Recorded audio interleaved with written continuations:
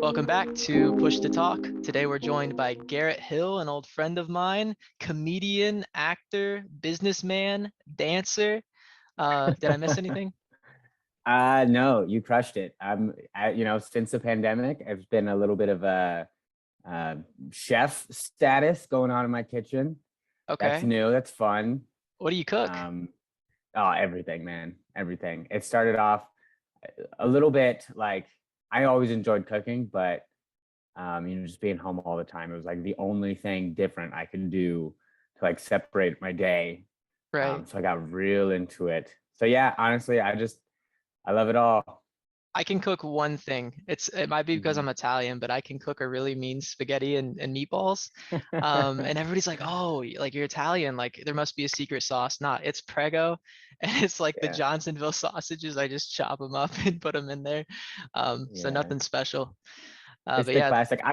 I can't do dessert though. That's the one thing. I'm not a pastry dessert guy at all. I'm not into pastries, but lately I've watched a lot of the Great British Baking Show, and so like I've started like trying cake a little bit more, and I kind of like the nice like brownie kind of cakes where it's less of a bread and more of like a brownie. You know what I mean? Yeah, Yeah, I yeah, like yeah, those. Yeah, the chewy and stuff like that. Um, yeah, so I just wanted to bring you on so you could kind of talk about, what you're cooking or like, what your plans are for performing, also to catch me up from like you graduated high school, everything until COVID. Um, so that's like yeah, high level what I want to talk about. yeah. Um, Absolutely. yeah, what did you Um, do after high school? so man, this is going back now. Um, so after my senior year, because we had for those of you who don't know, um, we had the guy who was running Steve Heaton, who was running our improv club at high Uh, school. was it He, Last Ham? Is that the one? yeah, Steve Heaton Okay, from Last Ham. gotcha. So he had his own small business running. He called it High School Hijinks, and he was running Heritage, Loudoun County, Pot Falls, Dominion. He had a few schools under his belt. Right after I graduated, I took over the Heritage Improv Club, random sample. Yes, sir. Um, that was an awesome experience. I was the only person my age and in the area who took um, improv kind of to that level and like started teaching and everything. Little did I know, I knew nothing about, or I shouldn't say nothing, but I knew very little of the world of improv and comedy and everything. And, um, thinking about it now, like I do comedy in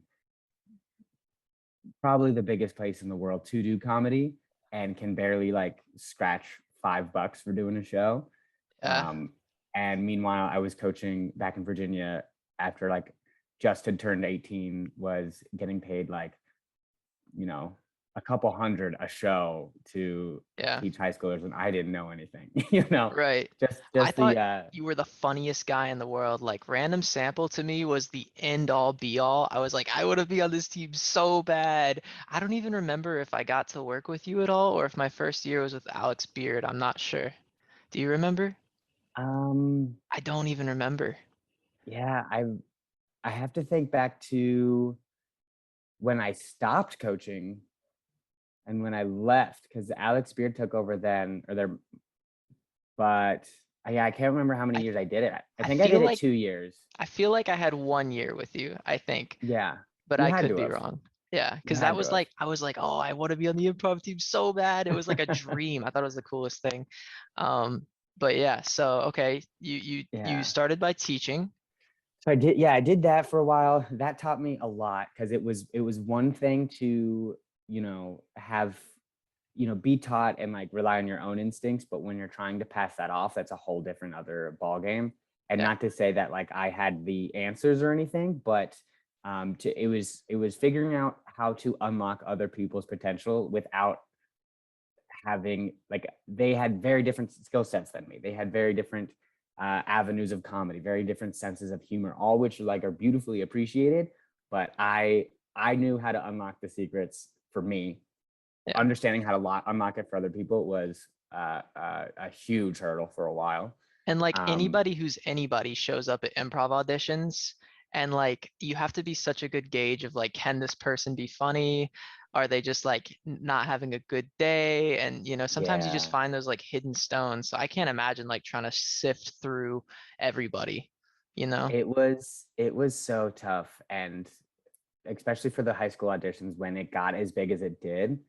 Um, you know, I'm one person, I think, watching all of these people audition and just like it got to a point where Miss Brown, do I call her Miss Brown, Montana, whatever? I had to pull her in because I was like, I can't keep track of these numbers. Yeah, And so it got to a point where my system was literally like check mark, circle, X, and like yeah, just quick notes that only I could make sense of. Luckily, yeah, I like had just gotten out of high school, so half of the people I knew, their faces. right. Um, so that was a lot And I was easier. an ex for like the first 2 years.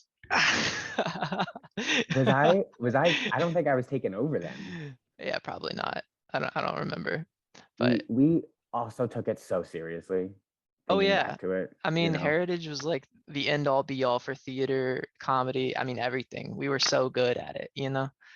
we really hit that stride for a little while. Yeah. Um, but yeah, so I went from there. I went over to Nova. I started the comic improbabilities over at Nova. I was Yeah. doing the same thing, running their shows, getting the theater program money because they had no money. And I went to like a theater club meeting or whatever, and that was their biggest complaint. They had no money to like put on a production. That's why this whole like this director was pulled in specifically to build their program. And I was like, well, I have something that you can use that doesn't cost you literally anything. Yeah. And it rakes in good money. That's one of the coolest Um, things when you don't have money, but you have a service that's like completely free that you can give your time to, and it can like grow into something, you know? So I think yeah. that's really cool. And connecting with the most like just a brilliant, they comedians' minds work on a different levels than most people. And like I'm not saying that in a an aspect of like just people with sense of humors and like who are able to feedback jokes and stuff. And it's the same concept as like people talk about sarcasm, right? You have to Yeah. be able, in order to have that extra node, that extra like connection in your brain, you have to be able to intake information, process it, come up with a humorous or like sarcastic response, and be able to spit it back out all in the same time somebody can just give like one response to, like I a standard level. I think to that same effect, I do some of my like fun, like just when I'm talking with friends, not necessarily improv, but some of my like funniest moments are when I like turn off like that internal filter and I just Hmm. run with it. I don't know if that's the same for everybody, but for me, if I just like try to find the joke for me Yeah. personally, I always think it's really funny, but Yeah. nobody else does. So if I just run like, off the cuff, I tend to do a Yeah. little bit better with people. Yeah, and that's the whole like point behind improv. It's take away that barrier, take away that monkey in your brain that's like trying to check mark everything. Yeah. Obviously to a certain level, you don't want to, if bad things are coming out of your mouth, that's something different. But yeah, just like stop second guessing yourself, Yeah. you don't, especially when you're on stage like that, you don't have time. Right. You don't, you shut that part down. Yeah.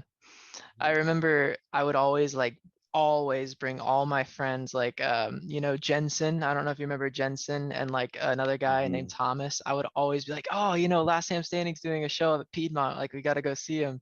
And those are some of the like my favorite moments. I would just love going to see like improv because it's a different show every time, you know? Yeah.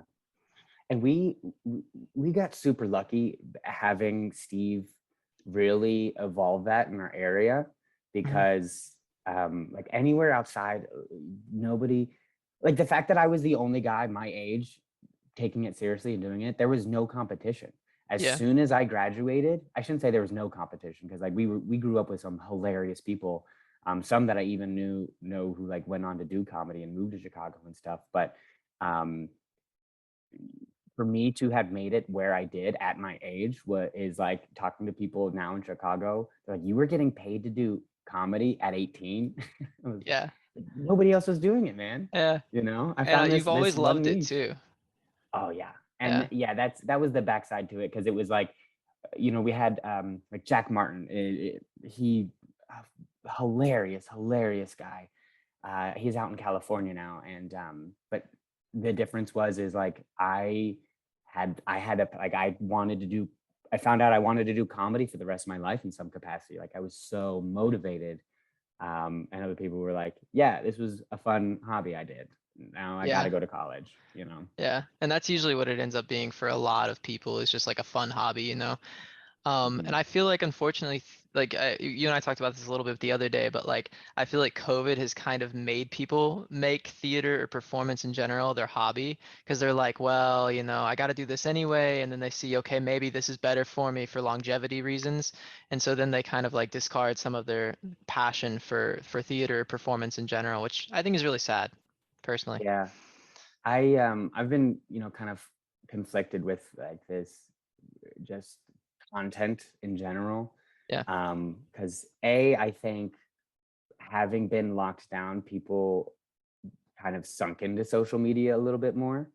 And they're, the whole aspect of trying to make your life look perfect, even though nobody else Yeah. is, you know. Right. And we talked about like, it's like, for me, I enjoy just being authentic more. Like Yeah. my stupid chip reviews that that I've been doing. Okay, I'm gonna talk to you about those in a second because you are Yeah. missing a diamond in the rough. So we will talk about that. We can do that right now. You gotta Yeah. make these like on TikTok. Maybe not TikTok because TikTok is Yeah. super oversaturated. But like, I was Yeah. just thinking, like, man, if you're so passionate about this, like, there's gotta be a way to like make digital improv, you know? I mean, obviously like Mm. there's shows like Whose Line Is It Anyway, you know, stuff like that. But there has to be like a format you could take advantage of to bring like your skill set to like the platforms, you know? Yeah, it's that's a tough one, because Yeah. there's especially a lot of the improv theaters and that are solely doing improv, and we're talking about people who are the best in the world. Yeah. Were taking their shows online, and you had geeks like me and my roommates were paying to see shows and stuff, because we were watching it in the aspect of like still trying to learn, and like how do these people perform and what's their mindset, and going through all the steps. And that's why it was so entertaining for us. But you get into a little bit of like, it's not a live show. Same thing when you watch Netflix and you just like, you start going on your phone, you start getting distracted. Unless you're there to create that moment with the performers, it loses that touch a lot. That's So so true. I didn't even think of yeah, that. Like the heart, the beating heart of improv is like that cackle that you get at like one of those yeah, jokes you do, and then you're turned on. You're like, okay, I know exactly what to do now. Or if you have one that like doesn't land, you just hear silence. You're like, oh, okay, not a good joke. You know what I mean? right, I yeah. I didn't Just even the consider the that. the drama, the ebb and flow of it too. And Yeah. I've had, especially when I was performing professionally back in Virginia, and um, we were doing a lot of family friendly shows. But to have families constantly coming back to their shows and having their kids repeat back to me like a joke I made 4 shows ago, like that's when I know it's like, oh, that kind of clicked for me. It's like, oh, this isn't like, it wasn't a joke I made. It was a Yeah. moment we had, Right. and that's the difference. And that kid's probably gonna grow up to like do improv, you know? That would be the best. Like, because you know, like I'm sure you watched Whose Line Is It Anyway growing up, right? Mhm. That kid's gonna be like, That's "Oh, Last Ham Standing got me to do improv." People are gonna be like, "What's Last Ham Standing?" And then and then the story exact. spreads. It's so infectious, and I Yeah, really hope that it stays alive and well in Northern Virginia. I don't know if the high schools are still doing it. I don't know yeah. anything. I know there was Comedy Sports going out of Arlington, and I don't even know if that Hmm, still stands. So, gotcha. um, I certainly hope it does, and because it really got me through a lot of hard stuff in my life. To the point where it was like we had practices Tuesday mornings, Yeah. would look forward all week to just like leaving my life at the door and diving into comedy. And it's so I can fun, forget like, it all. you can literally just show up, like, and the hardest part for me about, like, taking piano lessons or, like, doing theater, like, proper theater script and all that, like, you have to Mhm. prepare for it, and certainly for improv, like, I'm sure there's tons of practice, tons of training that goes into it, but literally, like, you just have to play, you know? Yeah. That's all it is, and that's such, like, a liberating thing. You can just play and still learn something and still laugh, like, that's so cool, Yeah. you know? Yeah, it really stopped becoming a, because I used to think, yeah, I used to think that there was a formula to it, because that's just how Yeah, my brain works, right? You set a punchline, or as they always say, the rule of three. And it wasn't until I got to Chicago, I dove headfirst into taking classes, spending all of my time absorbing what I could, that I realized that the me being a better performer was not having the formula. It was being as adaptable as possible to whoever I was on stage with. yeah, That's what made me a good performer, and supporting can I curse in this yeah, podcast? Is that absolutely. cool? Okay.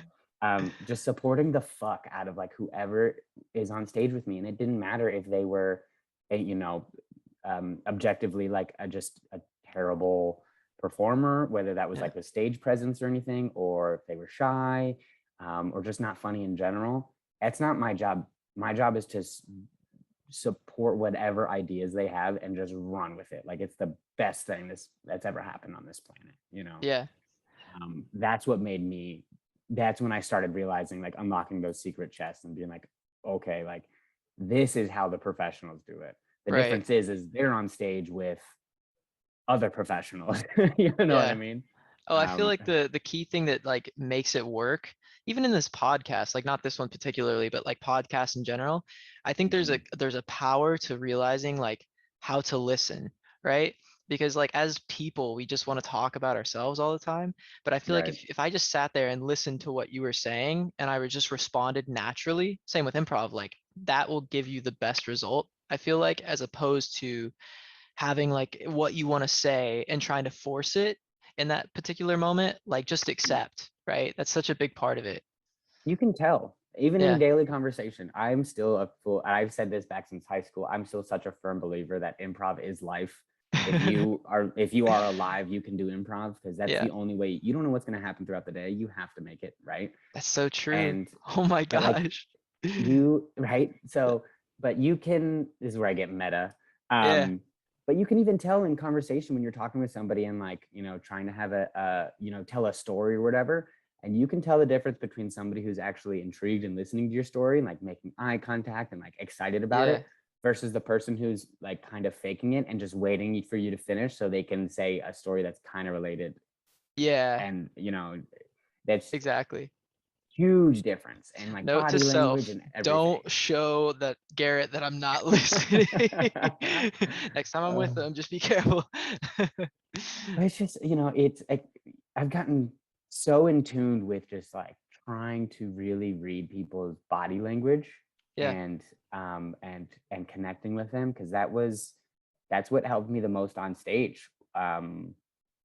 Was just stop trying to plan, stop trying to think about what's coming next, and just be there in that moment with that person. And the only way to mhm. do that is to, it's going to sound stupid, but be there in that moment with that person, It's right? so hard, like, it's so Yeah. simple, but so hard, right? Yeah, Eh, absolutely. I don't know, and that's what's always intrigued me about improv because 'cause I've always been really bad about that, like, letting go of my thoughts. I mean, even when I box, like, my coaches all the time are like, "Stop thinking about, like, what punch you're gonna throw, like, have a game plan." Yes, like, have a s Yeah. even in improv, you have a game plan, like, you have a set of games, right? But, like, you don't know Mhm. how each one's gonna play out. Same thing goes for boxing, like, you have a game plan, "I'm gonna throw the 1-2," but, like, if he counters you, like, you can't just keep throwing that. You have to, like, dodge it and then, and so Right. even in boxing, like, I'm very much like, what are the rules, you know? And so I've always been attracted to the things that make me just do it as opposed to thinking, right? Yeah. It's I think part of it, it's like how our brains have been modified, like going through school and like growing up and stuff, because that's how the easiest way to get people to function in society is for everybody to be like, all right, what are the rules and how do I play along with those rules, Yeah. right? um and to a different degree, how can I break those rules and bend them to my will, kind of thing, but whatever. And also like um how can I manipulate them to be the best, right? Like right, for example, if I know the rule of threes, maybe I'm going to be funnier than that guy because he's going to make the joke the fourth time and I'm only going to make it three times, right? right. Yeah. And it's uh the improv and comedy, I shouldn't say all comedy, but with improv, especially because I started off doing short form. In Chicago, I've only been doing long form. um Interesting. and it's going back to that mindset of like getting rid of the rules. The best, and it's so cheesy, but the best like comparison I have is when you were a kid and would fall into like fantasy world playing pretend, right? You weren't worried about what was going to happen next. You weren't worried about the storyline. You were just, again, there in that moment, until that kid was like, nah, that's not how it, right? But again, that's where these like Yeah. rules come into play and like kind of messes with anything. But if I really truly hope, because if anybody listening to this podcast doesn't have a moment that they can think back to in their childhood where they just got lost in a fantasy world that was felt so real, Yeah. probably honestly why I do improv to this day, because I want that back. you know I feel like what's interesting about that is I hate to keep bringing it back to my coaches, but they say like, man, just remember how when you were a kid, like you didn't have the desire to like move in a certain way. You knew how your body needed to be balanced. Try to hmm find that. And so it's so interesting that like so many things that we do in life comes back to like think about how you did it when you were a kid. Because when you're a kid, you don't think about all of these things. You just do it, hmm right? It's so crazy to me. this is kind of a stupid analogy, but I as soon as you said that, I think back to like in high school, or I guess even now, like I'll be walking on the street not thinking about anything and just be walking just fine. And then as soon as I notice like a group of people or whatever, and I'm like, are they staring at me? Are they looking at me? Then my whole walk and cadence is entirely thrown off, because I'm like, am I walking? Yeah. Like, am I too fast? Or are my shoulders back? And it's I, I Yeah. I hope I'm not the only one out there, but I just get, especially if it's like a cute girl or something, man, my walk gets Mm. real goofy real Mhm. quick. There is no Yeah. swagger to my walk whatsoever. Yeah. No, it's crazy. I think one of the most like unlocking things that you can do is just realize that people just don't care about you that much because they're so Yeah. focused on themselves. Because like hmm those people, each and every one of them in that group that you get like, I don't want to say self-conscious, but you get aware of, each person in that group, they're thinking, am I saying the right things in this group? Is that acceptable what Right. I just said in this group? Am I standing too close to you know what I mean? Like they're so engrossed in themselves that they're probably not even thinking about you, you know? My dad says that all the time. Yeah. He's at the age where it's like, just straight wisdom is coming out of his mouth at Yeah. all the time. And he's made all the, like, truly has made all the mistakes you can make. My entire childhood growing up, the motto was, I was just showing you what not to do, right? Mm, Anytime my yeah. dad made a mistake, I'm just showing you what not to do. But we'll talk about it now that, I'm an adult and like he's been there obviously. And I'll come up with a situation I'm having anxiety about, or so like messing up or like did something. And he always says the same thing: son, you're just not that damn important. We all think we are, but we're just not that damn important, Yeah. you No, know? it's true. It's true. But no, it's so true. I feel like improv and just having like it grounds you kind of in a way to have something that you can always revert back to. I was talking to my coach today and he was talking about because he paints the local like tennis courts and stuff like that hmm for his day job. And he was like, yeah, man, I got like two promotions since I started. He started like a month ago. You know, they gave him a pay raise, two pay raises. And I was like, you just don't realize how much like being here contributes to like everything you do outside of that. And I'm sure the same is hmm true for like improv, like or theater in general. Like how much of your life outside of that has been improved as a result of it, right? Huge, man, Yeah. huge. Down to simple things as like making eye contact, Yeah. in conversation to keep you focused. Like, um, I get distracted so easily, like go off into thoughts, but eye contact it'll make me present, it'll make me more focused, make me more intrigued, Yeah. and then like especially in the workplace now, being in meetings with execs and stuff and having to like be on my feet basically all the time, Yeah. which for my job you wouldn't kind of expect. I guess supposed to be the numbers guy that shows up with the stuff, but you don't always have the stuff. Yeah. So flying on your feet is huge when getting in these meetings with these big wigs, man. And it's Right. um and especially if you can do that while having a sense of humor slash like Exactly. making it um making it a relaxed atmosphere, just not like the worst thing in my mind is them asking for something. You're like, oh no, I don't have that. Oh, I can't believe I don't have that, and Right. um and it's like, great, what's wrong with this guy? I don't want to work with this man. And like you said, putting like a slight tinge of comedy, just it can help so much because just from me being like, I worked at Chick-fil-A for a large part of my life, but I just graduated William and Mary and I've joined like workforce proper, right? Yeah. And I'm like the only guy that like cracks jokes, like says things that are like not out of pocket, but you just wouldn't expect somebody to say it in that moment, and it kind of gets a Hmm. chuckle out of people. People just aren't used to that. And I think that like even if they're not used to it, they like it because it reminds them that like this doesn't have to be miserable, you know? Right.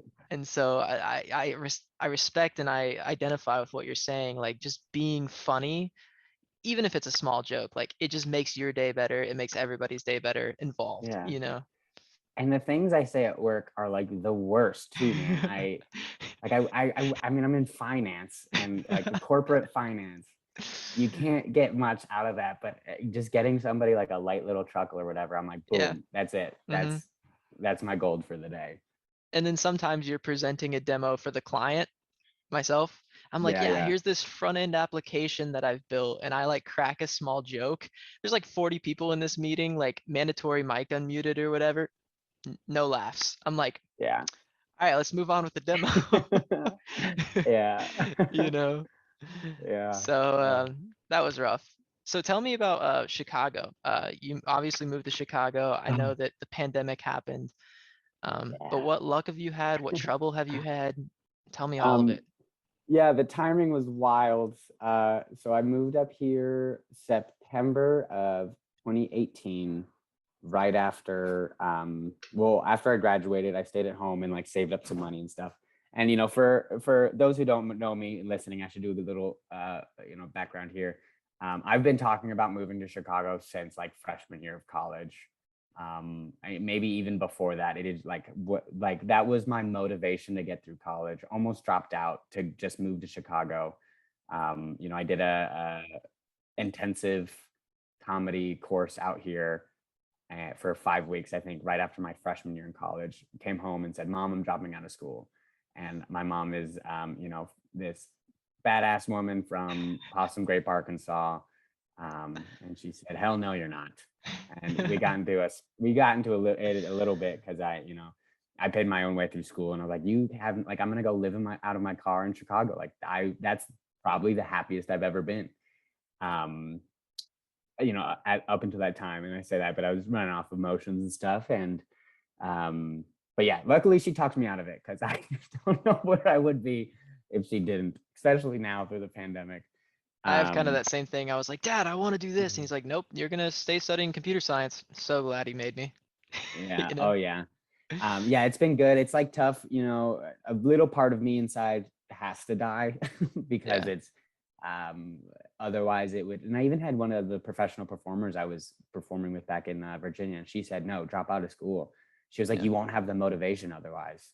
Hmm. So I kind of have kept that in the back of my head, that it's like I don't, because I have other means of survival now. Yeah. I have to I have to be hungry.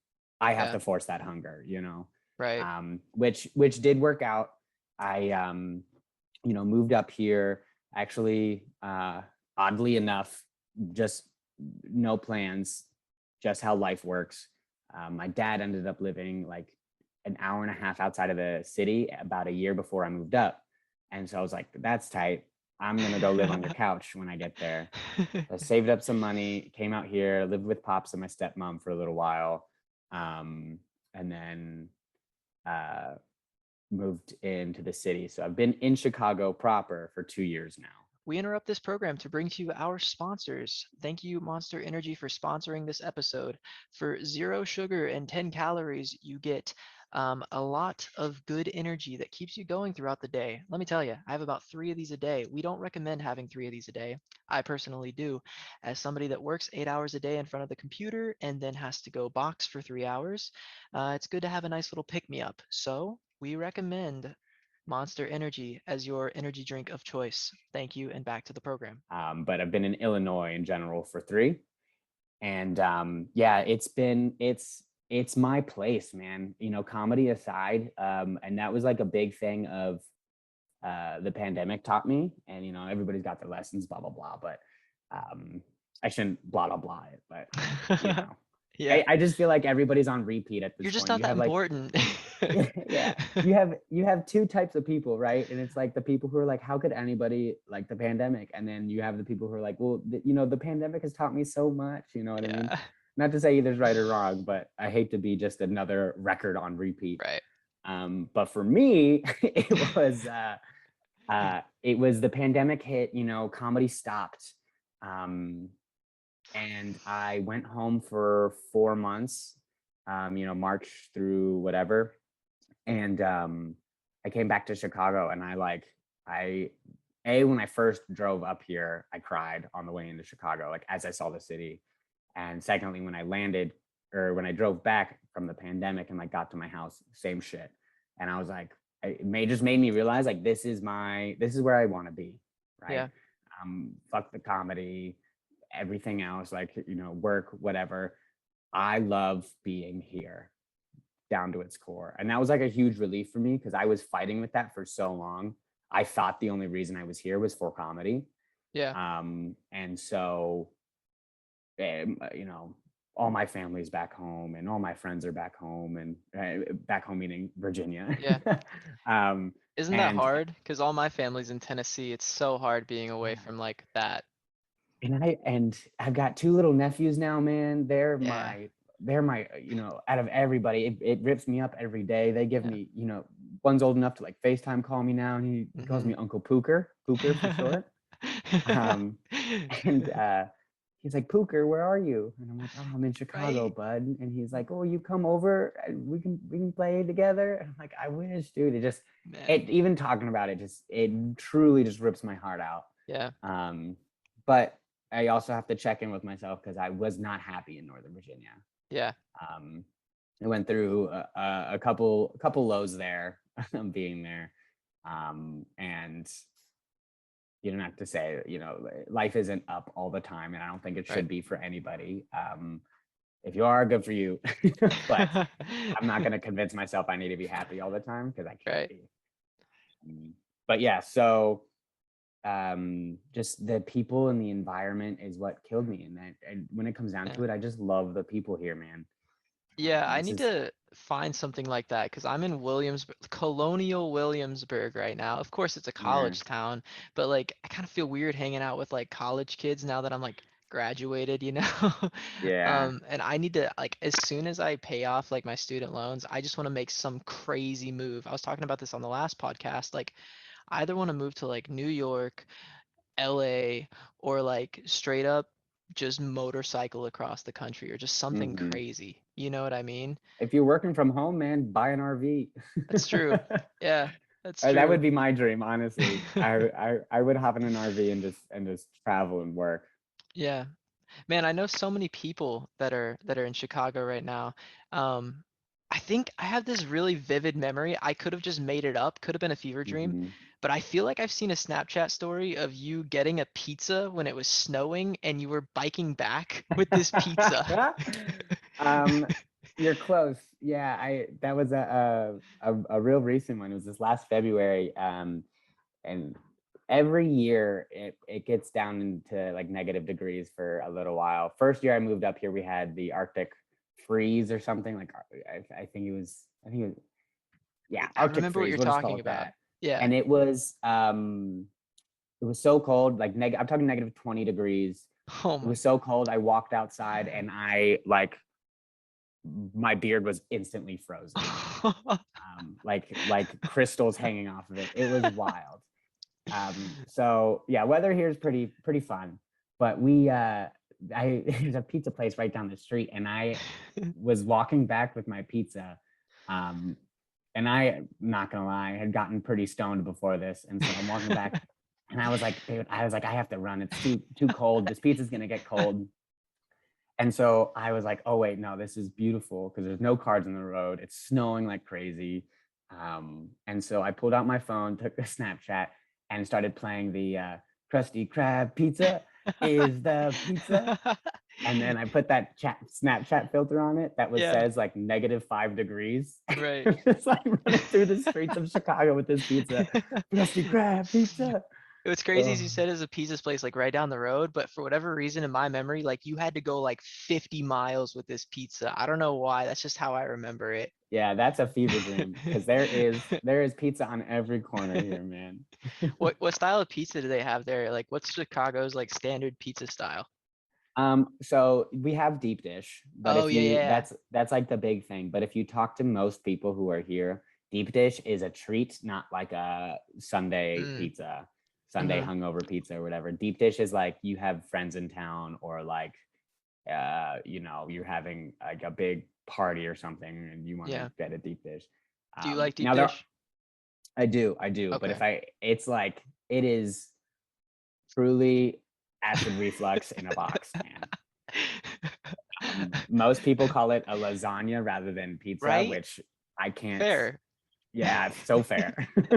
So fair. I'm lactose intolerant, so I feel like if I even touch that, like, Oh bro, man, it'd be so bad.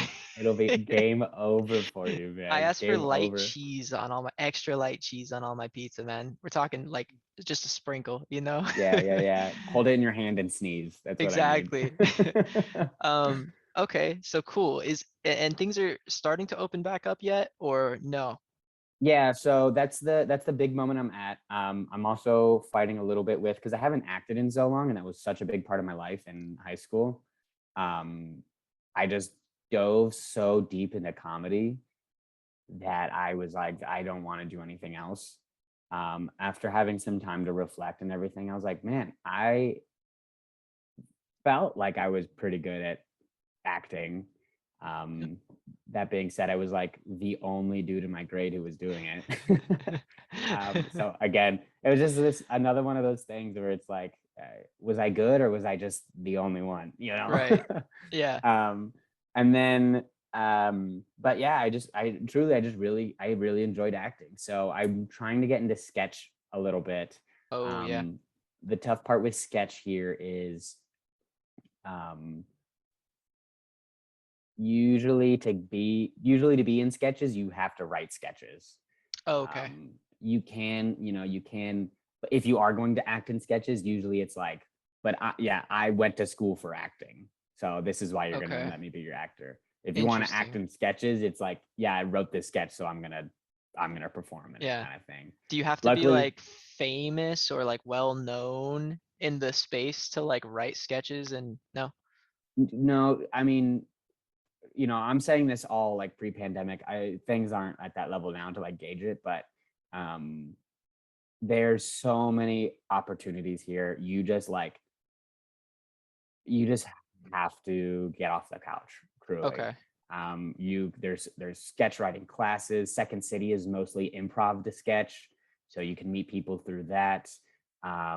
You There's a bunch of like, I'm a part of a million. I don't use Facebook anymore, but Mhm. back when I first got here, there's 100 different like improviser Facebook groups and sketch Yeah. writing Facebook groups and stuff. And you just have to have the courage to like, yeah, I'll meet this random person in a coffee shop and see what happens. Yeah. I just joined a sketch writing group right before the pandemic hit.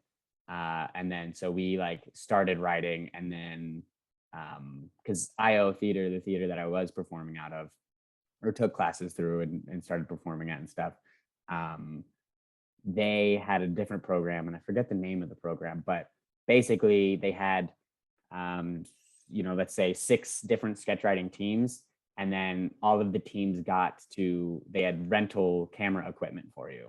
Okay. So you would rent their stuff, and you could rent their editing software, or like however it works. Yeah. So you only had to do the writing and acting piece. Oh, that's pretty That's it. tight. So like financially, yeah, It's kind of huge. like if you're like a musical artist, you can like rent out the studio or whatever, It's kind of like that. Exactly. Yeah. Exactly. The only trade-off was, they had rights to all your stuff. If they wanted to put it on their website, or do whatever they wanted with it. You're Yeah. like the only thing. I'm like, wait, that's a really big thing. Yeah. Well, it's meant to get your feet off the ground, and if you were like super interested, you go do your own stuff. But Right. they're like, yeah, we'll let you borrow our equipment, but we also own you. So Yeah. But only that content that is produced there, right? correct. Yeah. Okay. They don't like forever own you. No, no, Every no, no, subsequent definitely thing you not. make, we own that. Yeah, That would yeah. suck. Okay, cool. And yeah, so I was always worried about like getting into sketch for me. Like I feel like I think too much when I write. I mean, even when I tried to write like music, like I went through a Garrett Thomas phase where I was like, "Oh, he's rapping, I'm gonna rap," right? He's so Mhm. much better at it than I am. He's But so good. I just find that it's so hard to like write because the literally the point of writing for me is to think about what you're gonna write, but then I Mhm. like overthink it and I just can't write anything good. You know what I mean? So that's exactly what Second City was all about. Because their whole point is you improvise a bunch of scenes, and then you take what you've improvised and then put it down onto paper and use that as a Oh, format to so start to when you said kickstart your improv writing. to sketch, you literally mean you Improv improv to it and then sketch. got it. Interesting. Exactly. Yeah, so I can't describe their whole program. A, because I haven't been through it, and Yeah, B, it's the secret sauce. yeah, exactly. Every theater seems to have like their secret sauce. IO's was the Herald, Hmm. that they like really pushed a lot. Once you spend enough time in Chicago, you realize, oh, that's just what made that theater money that they could claim to Right. be theirs. Yeah. Because again, there's no rules. Anybody could do what they Right. wanted. You Yeah. have YouTubers going on to write for SNL now, so Yeah. you don't need these comedy schools anymore or anything. Right. And that's You so know. true, like about anything, like especially as a computer scientist, like I spend probably 2 hours a day on YouTube, like Googling dumb questions about how to do something, right? I remember Mhm. my dad said to me when I was younger, he was like, if you don't pay attention on how to do laundry, how are you ever going to do your own laundry? I'm like, I'll YouTube it. And it's Yeah. so true. Like you can YouTube anything, Yeah, exactly, exactly. And this goes way back to our earlier conversation, but like back to the content piece though. I that's what holds me up a lot with just like making stupid videos and putting it on YouTube or whatever. It's Hmm. because like I'm content has grown so much, and it's not just a place you can post things anymore. At least it doesn't feel like that. Like Yeah. there has to be some production value, and there has to be like real thought behind it, kind of thing. Which I immediately am like, okay, now this is work. This isn't like a fun Yeah. thing I'm doing anymore. Now this is a job.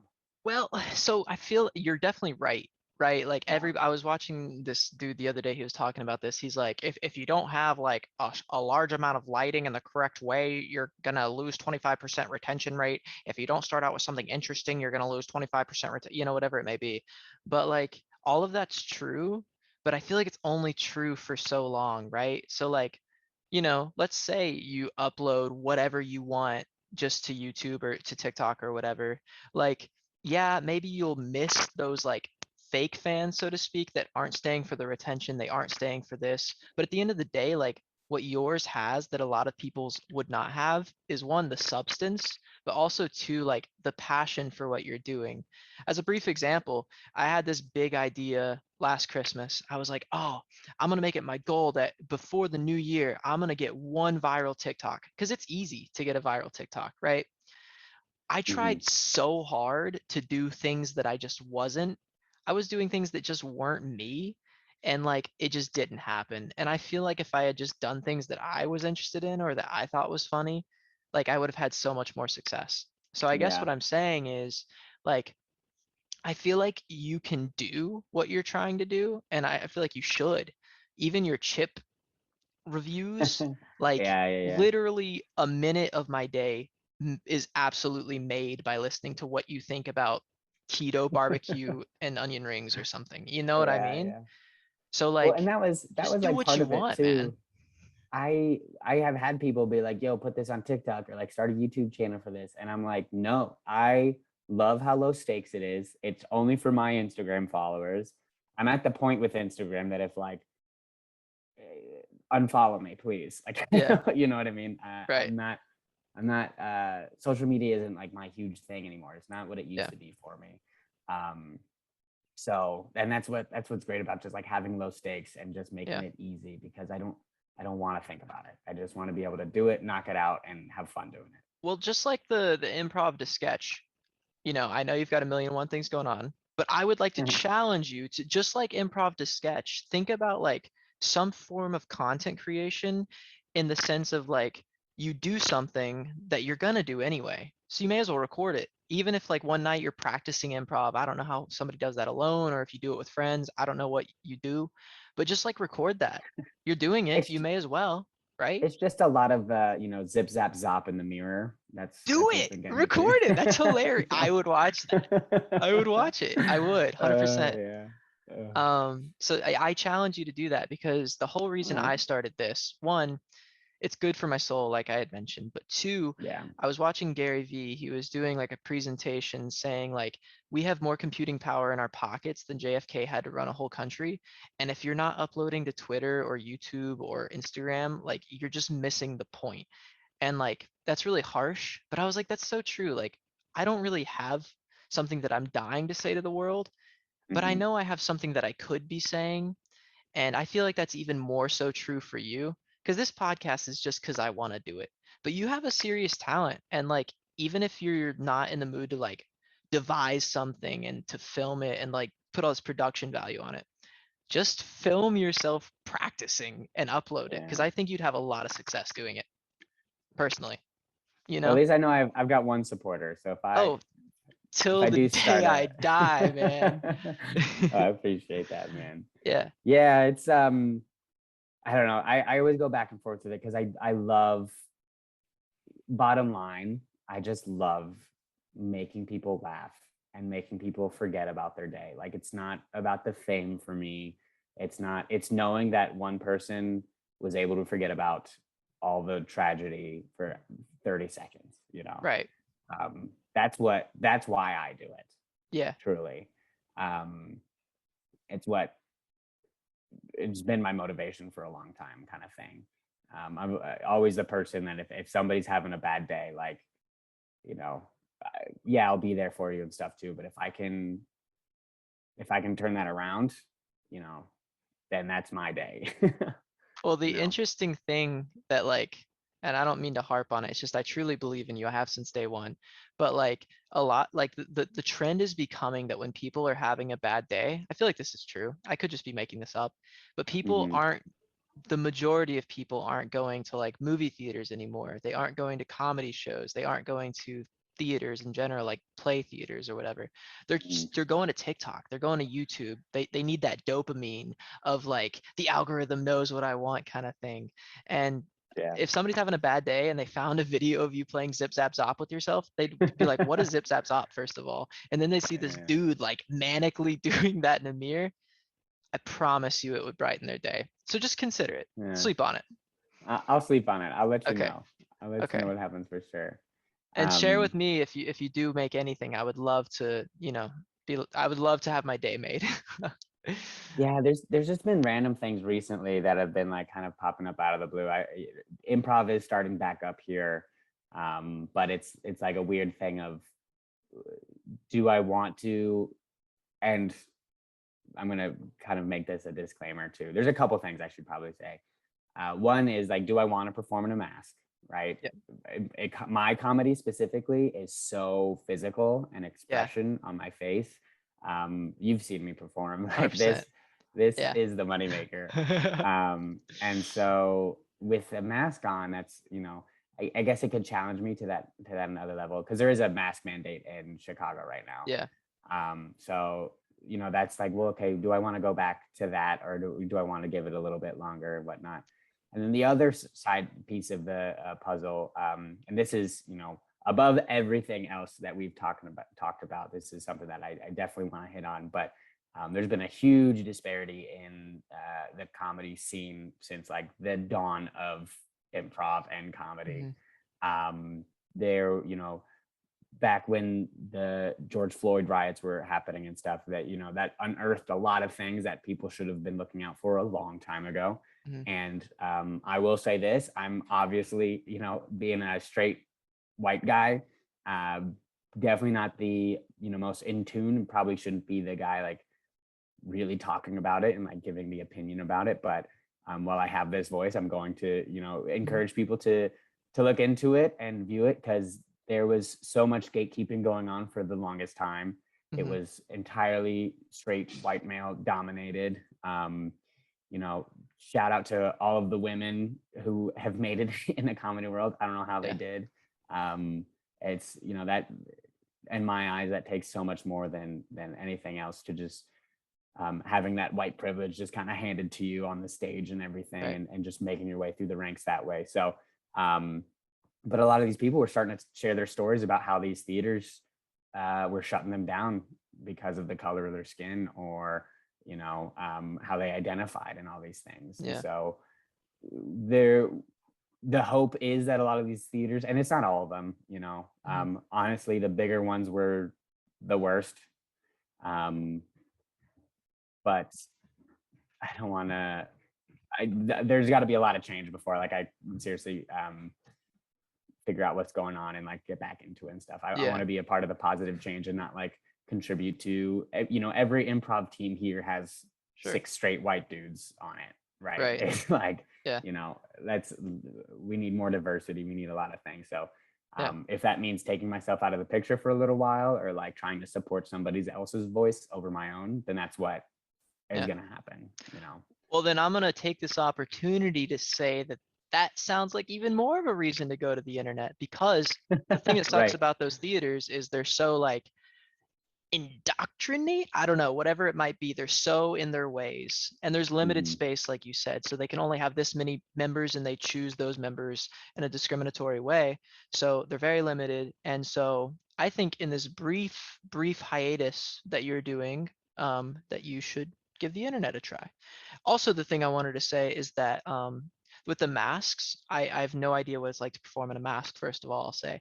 But the second thing is like, I feel like it would challenge you in a way, because I remember your mouth was so expressive, right? But like it would almost challenge you to like strictly use your eyes, like in a creative way, or like, you know what I mean? And so Right. that could be kind of fun to play with, you know? Yeah, I mean, I don't know what it's like to perform in a mask either. So Yeah, truly, I should probably just give it a shot before I yeah. before I pummel it into the ground. Yeah. That's what you could do. You could do an improv scene on your like film it, but you're inside in a room by yourself wearing a mask. People will be like, why is he wearing a mask? And you're like, that's the point, you know? I don't Right, know. right. I you know, I don't think of funny things. That's why I didn't succeed on TikTok. I did have one video go viral on TikTok before I deleted it, You and deleted it. I deleted it because, dude, it was truly sucking all my time. I can't. Oh, okay. I was spending way too much time on it, but it was just, I like had repeated a TikTok trend and it just took off. Which one? Do you Um, remember? it was a long time ago, but it was like one of those ones where it's like things in my blah blah blah Oh, yeah, apartment that yeah. just makes sense. Yeah. And mine was the fact that my refrigerator isn't magnetic, but for some reason my back door is. So like all of our magnets are stuck to the back door instead of the refrigerator. But yeah, it blew up, Yeah. and as soon as it blew up, I won like the viral lottery and immediately got hooked and Nice. was like, "What's my next video?" I Yeah. had people who like were commenting and like DMing me, being like, "Oh, I also live in Chicago. Like, it just made me feel so popular for a minute. So, Dude, um, I feel like yeah, I'm gonna keep it real with you. I always have. I feel like you have a problem with the internet, bro. Use it. I do, I Use do, it.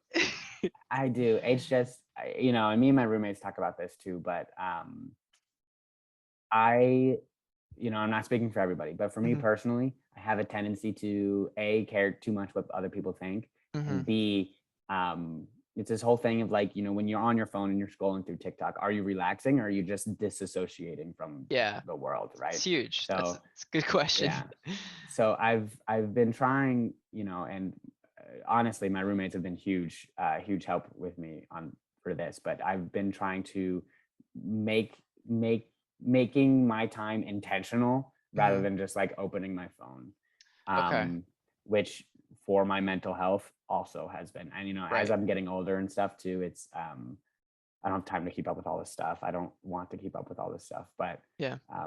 choosing to do something and like as dumb as it sounds or as lame as it sounds, going for a walk and getting some vitamin D rather than like scrolling through Twitter. Yeah. Um, yeah, yeah, I have a problem with the internet. Well, what I try to do, and this might not work for everybody, Yeah. is I try to think like, how does Kanye use the internet, right? Maybe that's not a Okay. great example, but like, how does do you know basketball well or football? I don't Um, very well.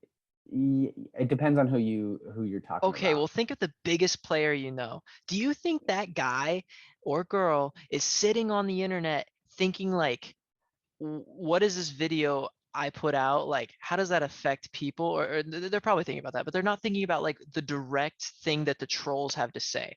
And that's kind of how Yeah. I like to think about it. Like when I put something out, when I put this podcast out, I'll obviously look at the comments because I'm curious, like if people are like interacting with the video. But like Right. if somebody says like you stuttered halfway through and looked like you weren't prepared to say what, I don't care. Like I put that out because I thought my buddy Garrett and I had some good stuff that we could contribute. Like we had value that we were Yeah. going to Yeah. bring to your life. I don't care what you think, trolls. And I'm not going to like, I mean, I do spend a lot of time on YouTube because it's my entertainment, right? But Hmm. like, you don't have to get trapped in that vortex of scrolling. Like you can just put out your value or your content and then like drop it. Right. And I don't know. I just think that it would be too much of a shame for you to not use one of the biggest tools that creators have since you're like awesomely hilarious and just an all around good guy. Like, so I don't want Appreciate you to that. limit that tool because you feel like it's draining in that way. Because I feel like you could use it in a healthy way. And Hmm. so I hope that you're able to do that because I think it's an awesome tool, especially for your skill set. So Maybe that's what I'll do. I'll just yeah, post it and log off. exactly. Maybe that's the secret. And you can choose like 30 minutes every day or 15 minutes, however much time you can give. And in those 15 minutes, you look at how people are interacting with it and you Hmm. choose 2 days, however much you're active to post and you stick to those days. And 15 minutes on those days, you look, okay, people are commenting. Cool. Oh, people aren't you know what I mean? Got me thinking, man. I think it would be a serious shame for you not to do it. So I'm gonna advocate for that till the day I die. All right, all right. Yeah. I'll Um, uh I'll keep it in the back of my mind. yeah. Especially since you're not able, I know like you found love for Chicago in a different way that isn't attached to performance, but Hmm. I feel like you have something to put out there and I would hate for that to get lost in the shuffle. You know what I mean? Yeah, no, I hear you, man. It's just which is also what I like about like my Instagram followers that I have now and stuff too, Yeah. is just because I'm like, yeah, those are my homies, and Yeah. I, they still give me rap for it or whatever, but I know it's like it's only getting distributed to these people. You know what I mean? Well, see, that's what's interesting. I created and this took a bit for me, but I created the Push to Talk podcast Instagram, right? Has like Hmm. 10 followers, and I was so comfortable posting each thing on that to let people know that I created it because like only my closest friends would immediately follow. I mean, come on, Right. right? but it took so much courage, like 2 podcasts. It took 2 podcasts to get the courage to actually share the post on my main, which has like 630 followers.